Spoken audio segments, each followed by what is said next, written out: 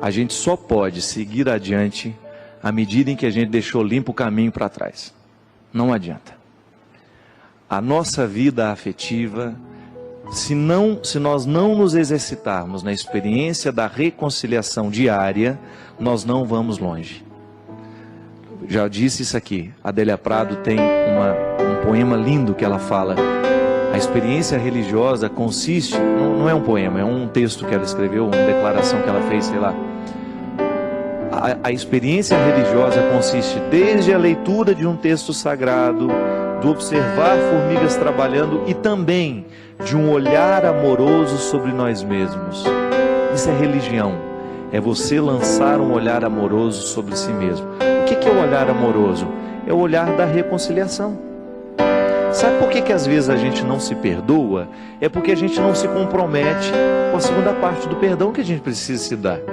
Como é que eu vou me perdoar se eu continuo agindo errado?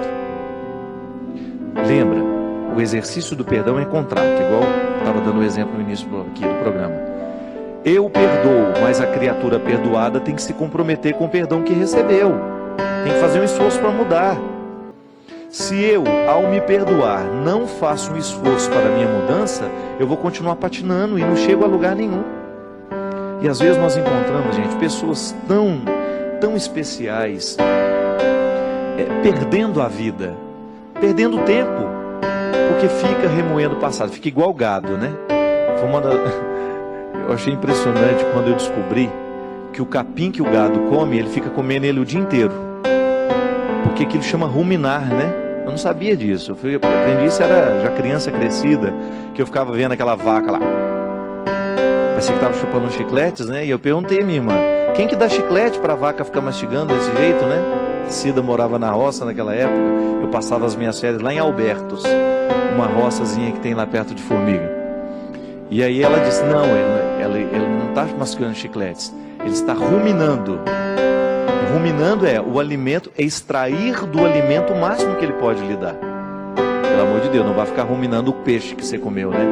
Joga para dentro, traz para fora, joga para dentro. Só o gado é que sabe fazer isso. A gente rumina de outro jeito. Mas o alimento que ele comeu, ele volta, né? E fica fazendo aquele processo.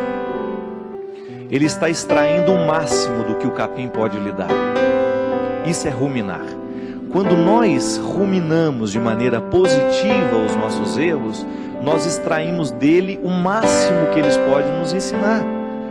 Caso contrário, eu fico, desculpe a expressão, comendo o próprio vômito. Isso é lamentável. Quando você fica se alimentando o tempo todo do que não deu certo e lembra toda hora: ai meu Deus, mas eu não fiz, mas eu não dei conta.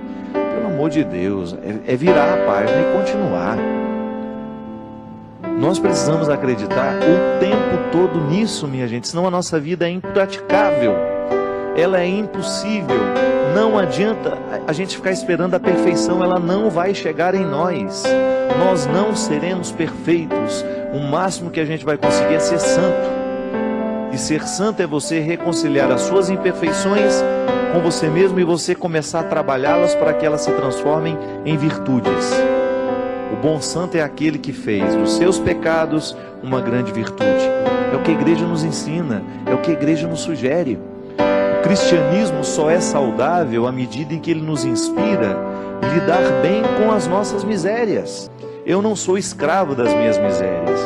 Não sou eu que pertenço às minhas misérias. As minhas misérias é que me pertencem. É igual o exemplo que eu dei, né? Eu tenho um amigo que tem tanto ciúme do carro dele. Mulher não pode abrir a maçaneta, senão a unha dela arranha a maçaneta. A gente não pode entrar com o pé meio suspeito, porque pode parecer que está sujo e vai sujar o carro dele lá dentro. Aí um dia eu perguntei: peraí, é você que é dono desse carro ou esse carro que é dono de você? Quem é que manda em quem nessa história? O mesmo acontece com as nossas imperfeições. Quando nós começamos a dar às nossas imperfeições o poder de nos comandar. Quando nós começamos a autorizar os nossos defeitos a serem a centralidade da nossa vida. Nós não podemos centralizar os nossos defeitos e torná-los o motor. né? A engrenagem, a peça de engrenagem. O que é a peça da engrenagem? É aquela que faz o motor funcionar, rodar. A máquina roda a partir do funcionamento da engrenagem. Se eu coloco na engrenagem principal os meus defeitos, então eu vou girar em torno dos meus defeitos. E dificilmente eu vou conseguir enxergar neles algum processo de mudança. Agora, se eu coloco a minha atenção nas minhas possibilidades, então eu vou colocar todo o meu empenho, a minha vontade nas minhas possibilidades. Por que o invejoso não vai para frente? Porque o invejoso vive olhando para o quintal do outro. Ele não é capaz de administrar a própria vida, mas ele deixa que o outro, com seu sucesso, fique administrando a vida dele. O invejoso, na verdade, o que ele é? É uma pessoa extremamente infeliz. Ele não consegue viver a própria vida porque ele quer a vida do outro. Ele não consegue construir a própria riqueza porque ele quer a riqueza do outro. Ele não consegue administrar, desenvolver os próprios talentos porque ele quer o talento do outro. Pelo amor de Deus. Toda pessoa de sucesso é sempre invejada. Isso não é um privilégio seu. Não. Todo mundo que alcança alguma forma de sucesso na vida será invejada. Agora, ela será destruída à medida em que ela parar para ficar escutando os invejosos. Não é verdade? Se a gente dá trégua àquele que tem inveja da gente, ele nos destrói. Agora, se eu, meu amigo, é aquela velha história, enquanto os cachorros estão latindo, a minha carruagem passa. Sua carruagem tem que passar nessa hora. Não pare para ficar ouvindo aquilo que não vale a pena. Não fique colocando a sua atenção nas palavras de quem não tem consideração por você. É muito bom, gente, a gente receber palavras que estejam comprometidas com a gente. Eu tenho algumas pessoas que às vezes me escrevem regularmente. E às vezes eu comecei a observar que tem algumas delas que só escrevem para falar defeitos. Que nos últimos 5, 6 e-mails eu não encontrei uma palavra assim de olha, estava legal isso. Não, é sempre salientando um defeito. Eu não quero isso para a minha vida. Eu só vou aceitar a correção fraterna de quem sabe colocar o que diz de maneira carinhosa e que não faz da sua conduta excessiva de correções. Eu não preciso disso, eu já tenho maturidade suficiente para saber os caminhos que eu quero trilhar. Agora, os amigos que estão próximos me corrigirão na medida certa. Eu não quero dar a alguma pessoa que é apenas conhecida a autoridade de ficar me corrigindo todo dia. Bem, será que parou para perguntar qual é a opção que eu fiz? Por que eu fiz daquele jeito? Por que falei daquela forma? Não. Às vezes a pessoa já vem com a correção pronta porque ela acha que ela já tem a totalidade do conhecimento a respeito da sua verdade. Não, muito obrigado. E às vezes o nosso erro, a nossa infelicidade nasce disso. Quantas pessoas você encontra infeliz, mas infeliz mesmo? Eu encontro essas pessoas. Elas estão profundamente infelizes porque elas começaram a colocar o ouvido delas numa parede em que ela só escuta inveja. Não tem aquela história, a gente colocava o copo para a gente escutar, o outro falando mal da gente? Olha que imbecilidade. Vê lá se eu quero ouvir o outro falar mal de mim agora. Eu não. Quero ouvir correções fraternas, isso sim. Agora o outro falar mal de mim. Eu me lembro uma vez, estava fazendo a tenda do Senhor com o Padre Léo. Aí eu estava falando assim, a gente estava dizendo, né, às vezes de pessoas que criam comunidade para falar mal do outro. E aí ele falou, e você tem um trem desse? Eu que me livre de criar um espaço para o outro falar mal de mim. Já chega o que fala, e é verdade. Às vezes nós colocamos o copo na parede para ouvir o que o inimigo está falando de nós. Cuidado. Porque às vezes nós fazemos a escolha errada aí. Para que querer saber o que não vai edificar? Recorda-se dos 3 filtros de Aristóteles? Aquilo que você vai me dizer é bom? É verdadeiro? Tem utilidade? Então, se não é bom, se não é verdadeiro, se não tem utilidade, para que você acha que eu quero saber isso? A mesma coisa. Às vezes nós passamos parte do nosso dia investigando o que o outro falou ou deixou de falar de mim. Não. Muda isso. Se você tem esse hábito, pare. Começa a colocar atenção no que você pode. O que o outro fala de ruim de você, se não é para lhe edificar, esquece, não põe atenção. Não demore nem 2 minutos do seu tempo para prestar atenção naquilo. Nem 1 minuto. Volto a dizer, a correção que vale a pena é aquela que está no processo do comprometimento. O outro me conhece, o outro sabe quem eu sou e ele tem uma palavra para me edificar. Mesmo que seja de correção. Mesmo que seja para me chamar a atenção de um detalhe que eu preciso mudar e que eu não estava percebendo.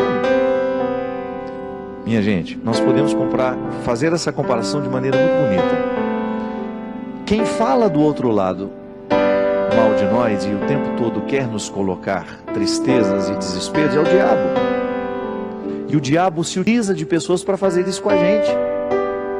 Quantas pessoas desistem na vida justamente porque deu ouvido ao diabo, mas não é o diabo chifrudo, é o diabo que anda no meio de nós, que tem saia, que veste as mesmas roupas que nós, que sorri do mesmo jeito que nós, que parece ser seu amigo, mas não é. Então nós temos que neutralizar o poder do diabólico.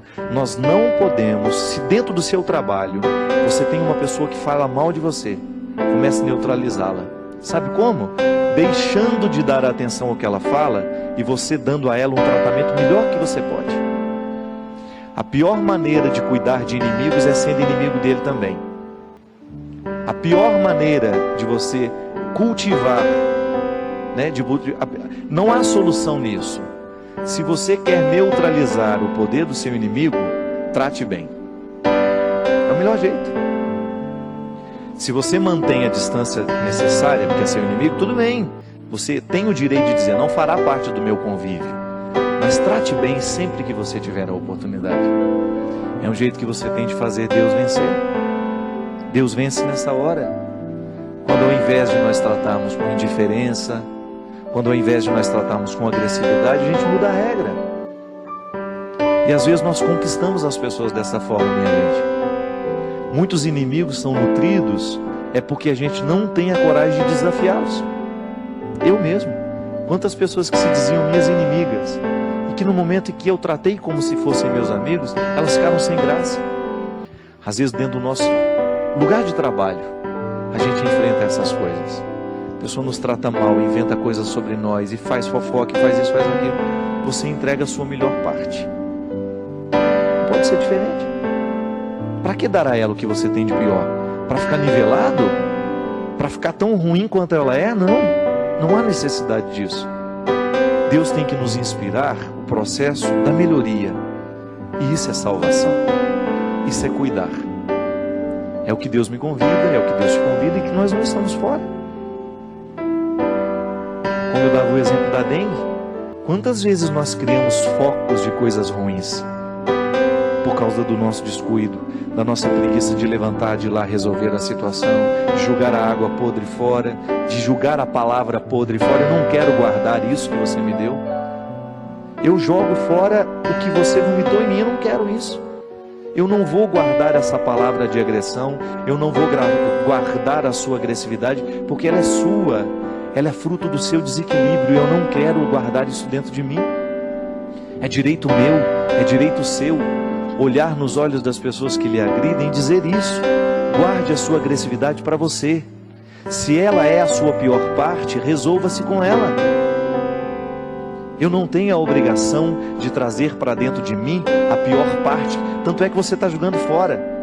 Se ela fosse boa, você guardaria. Se você joga fora é porque você não está satisfeito com ela. E eu não sou o lugar da sua miséria. Eu não tenho a obrigação de ser o depósito da sua miséria. Muita salvação de Deus deixa de acontecer na nossa vida é porque a gente não tem a coragem de tomar essa iniciativa e de dizer tudo isso que eu estou dizendo. Às vezes hoje você vai ficar inspirado a dizer isso a muita gente, com carinho, com fraternidade, para que pare o poder de tudo que é diabólico sobre mim, sobre você. Derrame o Deus Todo-Poderoso sobre todos nós a sua bênção e nos conceda a graça de viver a dimensão bonita da vida. Ele que é Pai, Filho e Espírito Santo. Amém.